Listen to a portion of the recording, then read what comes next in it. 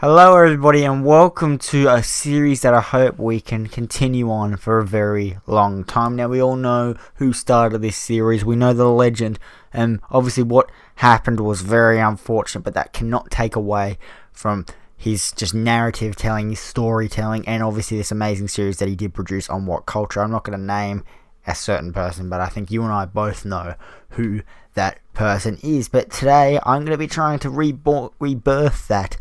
And I hope that doesn't offend anyone, the fact I'm trying to rebirth that. But this is how WWE should have booked Undertaker versus John Cena. So if you don't know, Undertaker versus John Cena has been cancelled 4 times in WWE before it finally happened at WrestleMania 34. Obviously, WrestleMania 34 wasn't what we wanted, and hopefully maybe it happens at WrestleMania 35. So I'm just going to go over the times it was cancelled. So it was cancelled at WrestleMania 25. John Cena versus Undertaker was pretty much planned, and then obviously Vince McMahon decided Vince McMahon decided he didn't want that. He wanted Undertaker versus Michaels and Cena versus Hogan. Obviously not Cena versus Hogan didn't end up happening, but that was the plan after they cancelled Cena versus Undertaker. That was the reason why it was cancelled. WrestleMania 26, it was happening. It was set in stone. It was a go-home show before Survivor Series. Undertaker, Tombstone, John Cena. And that video, if I remember, will be linked down below, but I highly doubt I remember it. But anyway, Undertaker, it was set. Like, they were doing it 100%. They had it planned even before Survivor Series. But then Shawn Michaels alerted WWE that he was going to retire. Obviously, we know that meant nothing now. But they did that again instead of Cena versus Undertaker. So Shawn Michaels so far is the reason twice, in 2 years in a row, that we didn't get Cena versus Undertaker. Now, this is probably the biggest one, and I think this is probably the way it should have happened. And this isn't what I'm going to be talking about today, but we're going to quickly go over it. WrestleMania 32, Undertaker versus John Cena. It's going to happen. It's going to be Undertaker's last match. He's in his hometown, Dallas, Texas. Undertaker's going to retire. We don't know if he was going to lose. We don't know if he was going to win, but the match was going to happen. John Cena got injured. And then finally, WrestleMania 33. It was 100% going to happen. 100%. AJ's the WWE champion. Undertaker's going to come back. He said what he said before Survivor Series.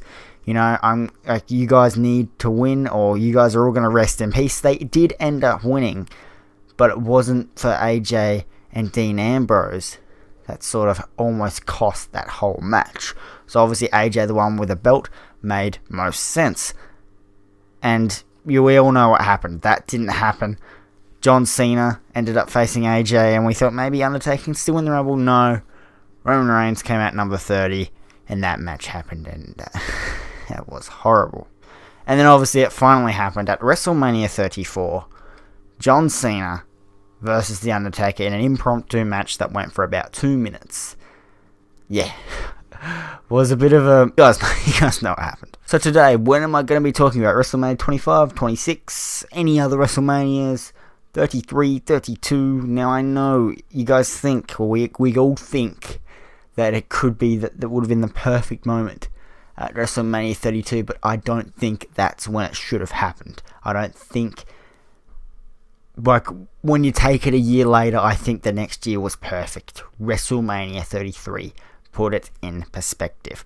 Undertaker comes back, says he wants to fight AJ Styles. He comes back at TLC.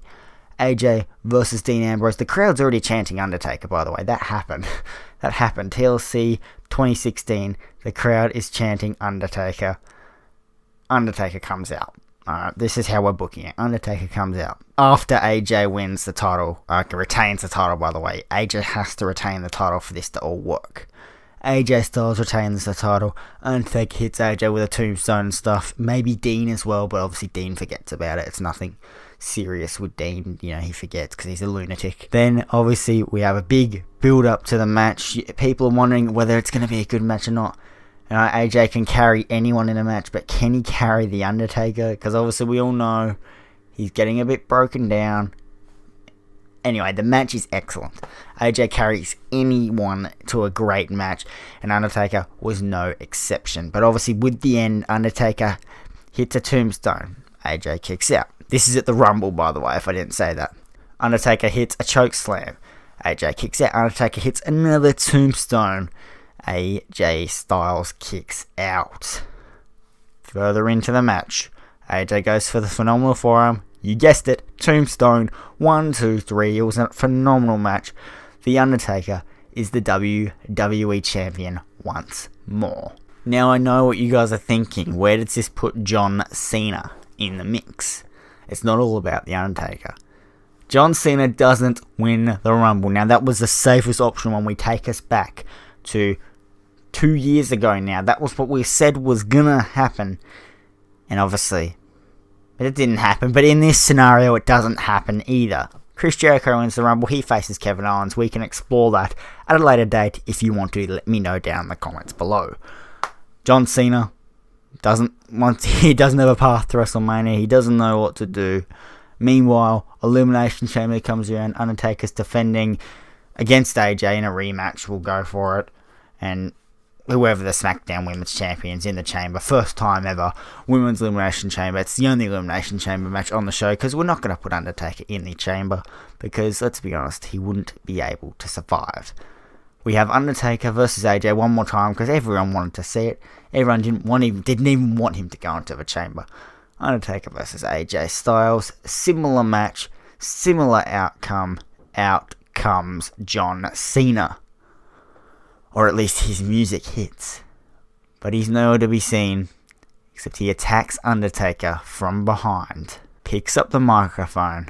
And says, this time, no one's going to get in my way. Next night on Raw, not much happens. Undertaker comes out, says John Cena's going to rest in peace. John Cena doesn't show up. Same thing next week. Undertaker comes out, Cena doesn't show up. This happens all the way up until the go home show to WrestleMania. And even Undertaker has some SmackDown matches. I said Raw, I mean SmackDown. He has some SmackDown matches. He has some matches on SmackDown. How incredible is that? I don't know who he's facing. Mojo Rawley, Zack Ryder. Hey, I even put him up against AJ Styles again because I just don't know. Of course, WWE confirmed the match on Twitter because that's what I know. Okay, it's a rumoured match again. Just like it is at 34, it's a rumoured match. But this time, Undertaker comes out one more time. The week before WrestleMania, the go-home show of go-home shows. And he calls out Cena one last time. And Cena, this time, finally comes out. Undertaker makes a challenge to John Cena since he's on the ramp, by the way. He's not in the ring. And John Cena accepts. And the stage is set. Undertaker versus John Cena at WrestleMania for the WWE Championship. And just remember, throughout all this, Cena has just been doing some heely sort of stuff. Alright. I wouldn't turn him a full heel because we know that it's not realistic. This, I think, is even realistic. He is the heel in this match. He is the heel. He was the heel in the WrestleMania 34 mini feud. Alright, he is the heel. He's not a heel wrestler, but he is the heel. Going into the match, boo, boo, boo, boo. It's in Orlando. I know it'd be better if it was in Texas. But I'm just thinking about the timeline of this, okay? Cena was injured at 32, and even if he wasn't injured, I think this is a better storyline. So Undertaker walks in, has some real spooky dooky intro, as he usually does. Cena has tons of little John Cenas going down the ring, because why the hell not? But obviously, once again, you gotta remember, he is the heel. He's getting booed throughout this whole ring, throughout the whole entrance, the whole match. And before you even ask, John Cena, if I book John Cena to win, he is not going to cheat, okay? He's not going to cheat his victory. Anyway, match starts. It starts off very slow. What do you expect? But then we get into it with some AAs, some super AAs. Undertaker's kicking out of everything. People think, oh, why couldn't you have done this 3 years ago at WrestleMania 30? I don't know. Undertaker, the WWE Champion, striding along in this match. Cena finally goes for a super AA, but it's not off the second rope. It's not off the third rope, it's off the fourth rope. Okay, it's off the third rope. Cena goes up to the third rope with Undertaker on his shoulders. Attitude adjustment. Cover. 1, 2. He still freaking kicks out. Alright, you tell me he's not a beast. Undertaker sits up, picks Cena up, tombstone into the cover. 1, 2, 3. Undertaker wins against John Cena and is still the WWE champion. Now you're probably thinking, yeah, that was shit, Colin. That was shit booking. Who would have picked that? But then this is when the real magic happens. Undertaker stands in the ring after the match. The crowd, it might not have been the greatest match. Honestly, it might not have been. But everyone just enjoyed it because they probably realised this is the last... Well, that was what we wanted. We wanted that match and we got it. And this is one of the last times we might see The Undertaker. Because he was meant to retire a year ago. When we're at WrestleMania 33. He's a year after when he was meant to retire. Crowd's cheering. The Undertaker doesn't put his clothes back on during the replays. No, he doesn't do that. But he grabs his hat, grabs his belt, leaves it in the center of the ring, and walks out. The next night on Raw this time. This is where I got confused by I said Raw earlier. He does this on Raw. He comes out. He announces that he's retiring. Because, that's got to be on Raw. He turns into Mark Calloway. He doesn't come out dead man dressed. He comes out as a human being, as Mark Calloway. He thanks everyone. We sort of break the fourth wall with this. He just says, he just thanks everyone. And that's how I honestly think it should have happened. When that was going to happen, something similar to that was probably going to happen, and it didn't happen, it really upset me. And I think that's how they should have done it. Even now they could still pull something like that, but they won't. But anyway, guys, I want to thank you guys so much for watching. If you did enjoy, smash the like button.